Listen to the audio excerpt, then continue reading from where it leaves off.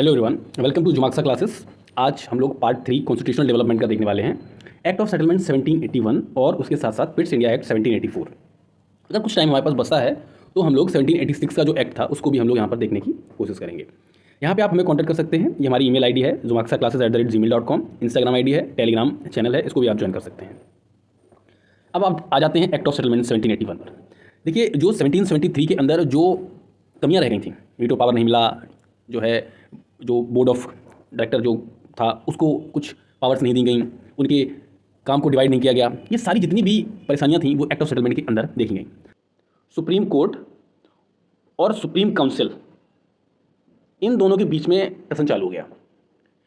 क्यों? क्योंकि भाई सुप्रीम कोर्ट क्या बोल रहा था कि भाई अब तो हम आपके मैटर्स में भी दखलंदाजी देंगे। ऐसे कई केसेस हुए जिसमें जो है इनके आदेश को ओवररूल कर दिया सुप्रीम कोर्ट ने। जैसे अब आज की बात करते हैं हम, तो आज हम ऐसे देश में रहते हैं जहाँ पे सुप्रीम कोर्ट को एक अपेक्स लेवल का दर्जा दिया गया है, उसके ऊपर कोई नहीं है, ठीक है ना। क्यों? क्योंकि संविधान ने उसको गार्जियन ऑफ द कॉन्स्टिट्यूशन बोला है, सुप्रीम कोर्ट को, है ना।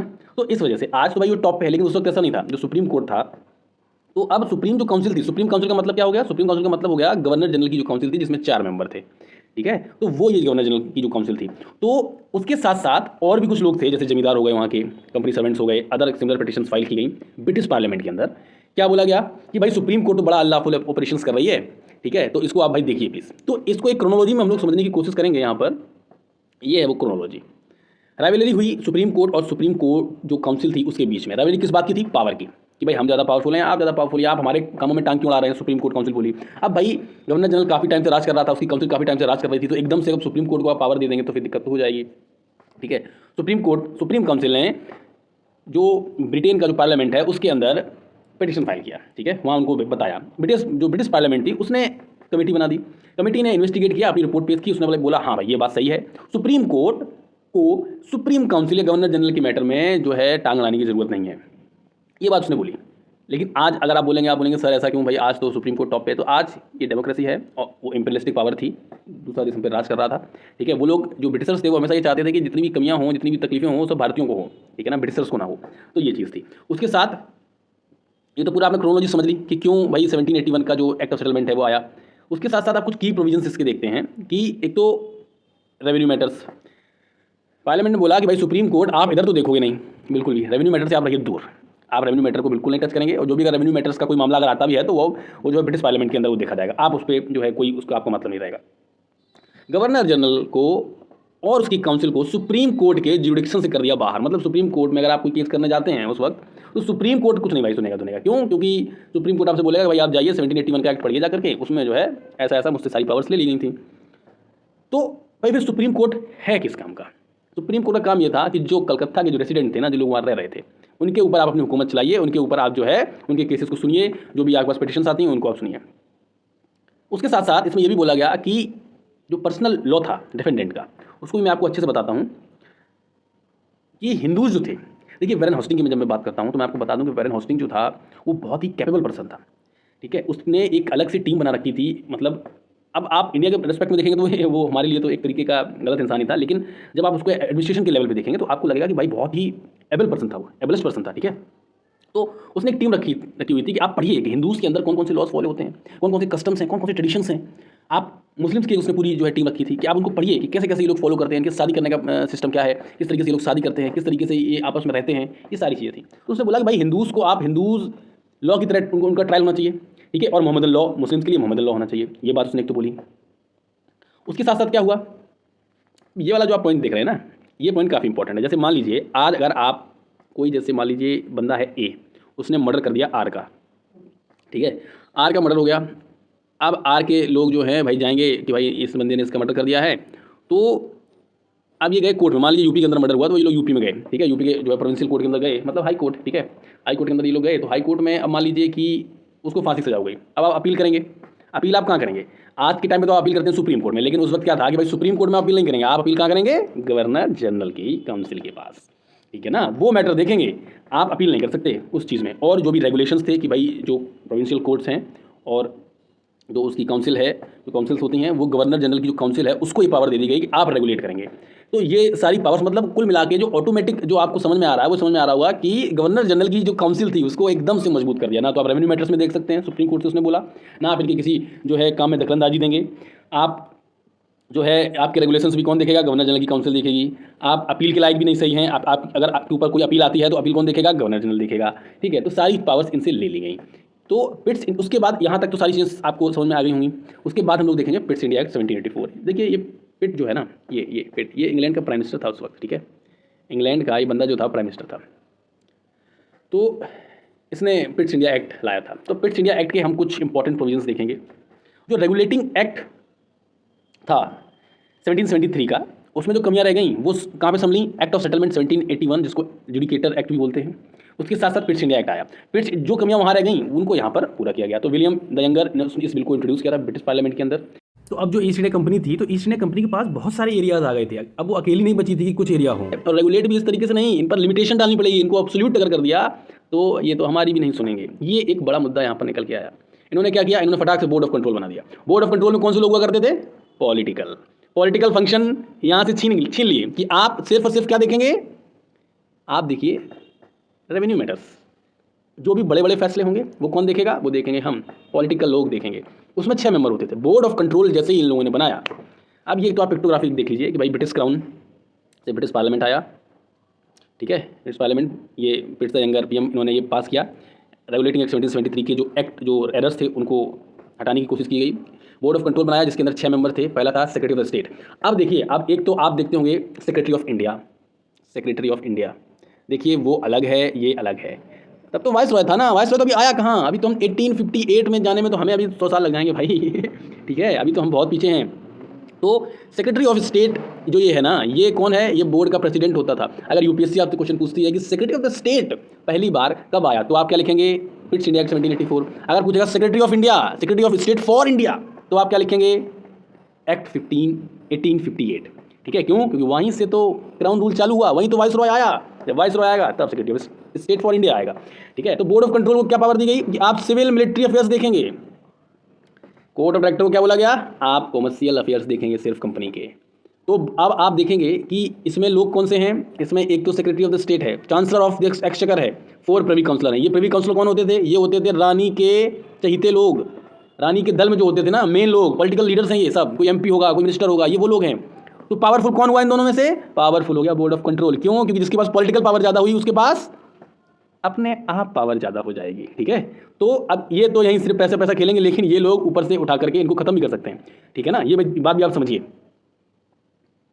यहाँ तक आपको कोई दिक्कत नहीं होगी। ठीक है, चलिए अब why the act is so important. अब देखिए ये एक्ट क्यों इंपॉर्टेंट था, इसको मतलब यूपीएससी कई बार सिर्फ इसी स्लाइड से क्वेश्चन पूछ चुकी है।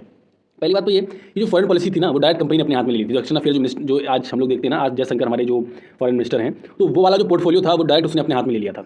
ठीक है, उसके साथ साथ ब्रिटिश पोजीशन इन इंडिया बोला गया। क्यों? क्योंकि जो EIC थी ना, उसने धीरे धीरे करके यहाँ पर अपनी फैक्ट्री एस्टेब्लिश कर ली। यहाँ की एक पॉलिटिकल यूनिट बन गई भाई। आप ये देखिए ना कि बोर्ड ऑफ कंट्रोल के अंदर, BOC के अंदर क्या है? 6 लोग हैं। वो यहाँ के क्या, कौन से अफेयर देख रहे हैं? पॉलिटिकल अफेयर देख रहे हैं। मतलब पोजीशन आ गया। जब पॉलिटिकल अफेयर देखे जा रहे हैं, एक्सटर्नल अफेयर देखा जा रहा है, तो पोजीशन की बात यहाँ पर आ जाती है। तो उसने जहाँ जहाँ अपने जो कब्जा कर रखा था भारत की जगह पर, भारत के लोगों पर, जहाँ जहाँ पर, तो उसको उसने ब्रिटिश पोजीशन इन इंडिया बोल दिया। जितनी भी कंपनी टेरिटरीज हैं वो ब्रिटिश पोजीशन इन इंडिया हो गई। Direct control over companies affair and it's administration by British crown in India. Direct control भी यहीं से स्टैब्लिश हो जाता है, और उसके साथ साथ जितने भी पोर्टफोलियोज थे धीरे धीरे सारे के सारे ब्रिटिश गवर्नमेंट के हाथ में चले जाएंगे। ठीक है, चलिए अब आगे चलते हैं हम लोग। फीचर्स क्या थे इस एक्ट के? कॉमर्शियल और पॉलिटिकल फंक्शंस अलग कर दिए गए। मैं आपको पहले भी बता चुका हूँ। कॉमर्शियल फंक्शंस किसको दे दिए गए? कोर्ट ऑफ डायरेक्टर्स को, COD को। और पॉलिटिकल फंक्शन किसको दे दिए गए? बोर्ड ऑफ कंट्रोल को। कितने मेंबर थे? 6 मेंबर। यहाँ तक आप समझ गए होंगे अच्छे से। एक चीज़ मैं आपको और बता देता हूँ, इसमें जो एग्जीक्यूटिव काउंसिल के अंदर 4 मेंबर हुआ करते थे ना, उनको यहाँ कम करके 3 कर दिया था। ठीक है, यहाँ पर 3 कर दिया। क्यों? क्योंकि भाई वीटो पावर तो भाई मिल ही गया था, है ना, वीटो पावर मिल गया। तो कोर्ट ऑफ डायरेक्टर कंट्रोल करेगा कमर्शियल अफेयर्स, और BOC मेंटेन करेगा political affairs. Board represented to king. Board जो था वो डायरेक्टली किंग को रिप्रेजेंट करता था। जो क्वीन हुआ करती थी, उनका एक दल हुआ करता था, उस दल में एडवोकेट्स हुआ करते थे, रिप्रेजेंट क्या करते थे एक दूसरे को। MPs भी होते थे, मिनिस्टर्स भी होते थे। ठीक है, तो वहाँ से निकाल के बोर्ड ऑफ कंट्रोल के अंदर बंदे डाल दिए। मतलब पावरफुल कौन हुआ? Board of control. Board of control जैसे ही पावरफुल होता है, कोर्ट ऑफ डायरेक्टर डाउन हो जाता है। आप समझिए, आप बोर्ड ऑफ कंट्रोल के जो लोग हैं वो कहाँ बैठते हैं? लंदन के अंदर बैठते हैं। COD के मेंबर कहाँ बैठते हैं? इंडिया के अंदर। मतलब बैठते वो भी लंदन में, लेकिन उनका रेफरेंस कहाँ से है? उनका रेफरेंस है कॉमर्शियल। ठीक है, आप सोचिए आप जो प्राइम मिनिस्टर के बगल में जो बंदा बैठता होगा वो ज़्यादा पावरफुल है, या यहाँ पर बैठने वाला डिस्ट्रिक्ट मजिस्ट्रेट ज़्यादा पावरफुल, या फिर यहाँ पे आपके पास रहने वाला एमपी ज़्यादा पावरफुल है? पावरफुल कौन है? जो प्राइम मिनिस्टर के बगल में बैठता है। क्यों? क्योंकि वो तो तुरंत को बता देगा वहाँ पे। तो बोर्ड ऑफ कंट्रोल का यही हाल था। बोर्ड ऑफ कंट्रोल क्या करता था कि अपनी सारी बातें जो डायरेक्ट क्वीन को बता देता था, ठीक है, और क्वीन उस पर मोहर लगा देती थी। तो यहाँ से कोर्ट ऑफ डायरेक्टर और बोर्ड ऑफ कंट्रोल के अंदर भी दोनों के आपस में क्या चालू हुई? उलझन चालू हुई, ठीक है, यहीं से। तो फिर हुआ क्या? सिविल एंड मिलिट्री अफेयर्स जो थे बोर्ड ऑफ कंट्रोल ने देख लिए। मैं आपको बता चुका हूँ, सेक्रेटरी ऑफ स्टेट जो आपका बोर्ड का प्रेसिडेंट होता था, ये वो सेक्रेटरी ऑफ स्टेट नहीं है, उसको secretary of state for India बोलते थे, जो 1858 के एक्ट के थ्रू आएगा। चांसलर ऑफ एक्सचेकर होता था, 4 प्रिवी काउंसिल हुआ करते थे, उनका मीनिंग मैं आपको बता चुका अच्छे से, ठीक है। चलिए, ड्यूल सिस्टम हो गया था, बोर्ड ऑफ कंट्रोल आ गया, ठीक है, और ये कोर्ट ऑफ डायरेक्टर आ गया। पिक्टोग्राफिक फॉर्म में आपको मैंने अच्छे से बता दिया है। उसके साथ साथ डिस्क्लोजर ऑफ प्रॉपर्टी। अगर आज आप एमपी के लिए नॉमिनेट होते, मान लीजिए आप एमपी के लिए इलेक्ट हुए, तो आपको विद इन 2 महीने के अंदर आपको बताना पड़ेगा आपके पास कौन कौन सी संपत्तियां हैं, कितना बैंक बैलेंस है, कौन सी गाड़ी है, कितना सोना है, कितना चांदी है, कितना प्लेटिनम है, जो भी है सब आपको बताना पड़ेगा। तो उस वक्त ये भी लागू कर दिया है कंपनी ने। कंपनी बोला कि जितने भी सिविल सर्वेंट हैं, मिलिट्री ऑफिसर्स हैं, वो सब ब्रिटेन को बताएंगे 2 महीने की ज्वाइनिंग, जैसे ही ज्वाइनिंग लेंगे उसके 2 महीने के अंदर कि आपके पास क्या क्या है। क्यों? क्योंकि ये यहाँ से सही से रेगुलेट होता है करप्शन को खत्म करने के लिए। ये एक मतलब आप सोचिए ना कि आज भी ये चीज़ करनी पड़ती है। अगर आप आईएएस बनते हैं तो आपको 2 महीने के अंदर बताना पड़ता है कि आपके पास क्या क्या आपके नाम पे है, कौन कौन सी प्रॉपर्टी है, क्या क्या है, ये सारी चीज़ें बतानी पड़ती हैं, बैंक बैलेंस कितना है। तो वो चीज़ की शुरुआत वहीं पर हो गई थी, ठीक है ना, ये बात आप समझ लीजिए। इस चीज़ की शुरुआत कब हुई? इस चीज़ की शुरुआत वहीं पर हो गई थी। Okay, change in administrative setup of governor general council. काफ़ी चेंज होते हैं यहाँ पे। पहला क्या? वीटो पावर मिल गया। वीटो पावर से क्या हुआ कि भाई हम जो है, आप अगर कोई बिल पास करते हैं या कोई आप अपनी बात बताते हैं, आप 3 लोग मिलकर बोलते हैं ये होगा, हमने बोल दिया ये नहीं होगा, तो फिर वो नहीं होगा, ठीक है ना। वीटो पावर मिल गई किसको? गवर्नर जनरल को। गवर्नर जनरल की काउंसिल की जो स्ट्रेंथ थी 4 से कर दी गई कितनी? 3 कर दी गई। क्यों? क्योंकि वीटो पावर इसको गवर्नर जनरल को दे दिया गया, इसलिए एक बैलेंसिंग अप्रोच बन सके। ओके, उसके साथ साथ इन 3 मेंबर्स में से एक बंदा जो होगा वो कमांडर इन चीफ होगा कंपनी का, जो आर्मी है ब्रिटिश की कंपनी के पास, उसका कमांडर इन चीफ होगा, ठीक है। इस बात को आप हमेशा ध्यान रखिएगा। यही कमांडर इन चीफ, यही एक जो है, ये जो 3 मेंबर्स में एक रहता है ना, ये आगे चल के 1786 वाला जो एक्ट आएगा, इसमें लॉर्ड कॉर्नवालिस बोलेंगे कि भाई ये भी हम ही को दो, कमांडर इन चीफ भी मैं ही रहूंगा, गवर्नर जनरल भी मैं ही रहूंगा, ठीक है, और मुझे वीटो के साथ साथ ओवर राइड करने की पावर भी दो। आप लोग मुझे कमेंट बताइए कि ओवर राइड और वीटो पावर में क्या डिफरेंस होता है, ठीक है, ये आप बताइए मुझे प्लीज। तो ये चीज़ हो गई, ये तो एडमिनिस्ट्रेटिव सेटअप था, इसमें चेंजमेंट आया। उसके साथ साथ ड्रॉबैक्स क्या थे इस एक्ट के? जो पिट्स इंडिया एक्ट है उसके ड्रॉबैक्स क्या थे? क्लैरिटी नहीं करी बीओसी और सीओडी में कि आप सारे ये काम करेंगे, आप सारे ये काम करेंगे। इन्होंने बोल दिया आप ये पॉलिटिकल अफेयर संभालिए। आप जैसे कि कुछ चीज़ें ऐसी होती हैं कमर्शियल, ठीक है ना, कुछ कमर्शियल चीज़ें ऐसी होती हैं जो मतलब बिना आर्मी के नहीं हो सकती। अब मान लीजिए कि बीओसी ने आर्मी के ऊपर रोक लगा दी, क्योंकि वो पॉलिटिकल चीज़ें देख रही है ना, ये तो समझिए आप, पॉलिटिकल चीज़ें देख रही है, इसने मान लीजिए रोक लगा दी। अब बीओसी ने जैसे रोक लगा दी तो सीओडी अपना काम कैसे कर पाएगा? तो क्लैरिटी नहीं की, बाउंड्री की, कोई बाउंड्री नहीं डाली भाई एग्जैक्ट आप ये सारे काम करेंगे, वो ये सारे काम करेंगे, ठीक है। और बीओसी और COD and the governor general, इनकी ये सारे सब्जेक्टिव थे, ये कोई भी ऑब्जेक्टिव नहीं था। इनकी पावर जो थी ना सारी, कोई भी ऑब्जेक्टिव नहीं थे। ऑब्जेक्टिव मतलब इंस्टेंसली नहीं दी गई कि एकदम कि नंबर 1 आपकी ये पावर है, नंबर 2 ये पावर है। बहुत सी असमंजस जैसी स्थितियां थी। फिर क्या हो रहा था? फिर हो रहा था नेपोटिज्म, जो आज आप देखते हैं। इसकी शुरुआत वहीं हो चुकी थी। बोर्ड ऑफ कंट्रोल रानी के पास में रहता था, बोर्ड ऑफ कंट्रोल रहता था रानी के पास में, तो करता क्या था वो कि रानी को धीरे से बात बता देता था। उसके बाद अपनी वो पूरी की पूरी जो है तानाशाही चलाता था कोर्ट ऑफ डायरेक्टर्स के ऊपर, और जो यहाँ पे लोग थे वासिंदे थे उनके ऊपर भी, ठीक है। तो अब जैसे मान लीजिए किसी बोर्ड ऑफ कंट्रोल के अंदर जो प्रिवी काउंसिलर्स होते थे, मान लीजिए उसका कोई बेटा है, उसको कंपनी के अंदर लाना है, तो उसने धीरे से वहाँ बोल दिया कि आप जैसा करिए कि कोर्ट ऑफ डायरेक्टर इनको डालिए, या इनको इस लेवल का ऑफिसर बना दीजिए, इनको गवर्नर जनरल बना दीजिए, या इनको गवर्नर बना दीजिए। तो फिर रानी के पास में है ना, पॉलिटिकल पावर है उसके पास, जिसके पास पावर ज़्यादा है उसके पास सब कुछ है। तो यहीं से ये चीज़ निकल के आई कि जो बोर्ड ऑफ कंट्रोल था वो ताकतवर था, और वो नेपोटिज्म भी करने लगा था, भाई भतीजा बात बहुत ज़्यादा चलने लगा था, ठीक है। क्यों? क्योंकि पावरफुल ज़्यादा थे और रानी के क्लोज में थे। इतना सब क्लियर होगा मुझे लगता है अच्छे से। ओके, अब आ जाते हैं एक्ट ऑफ 1786 पे। कॉर्नवालिस सक्सीड करता है वैरेन हास्टिंग को एज गवर्नर जनरल इन 1786 में। बड़ा ही एबलिश पर्सन था, अमेरिकन वॉर ऑफ इंडिपेंडेंस में रिमार्केबल सोल्जर था ये वहाँ का, मतलब क्या ही बताएं।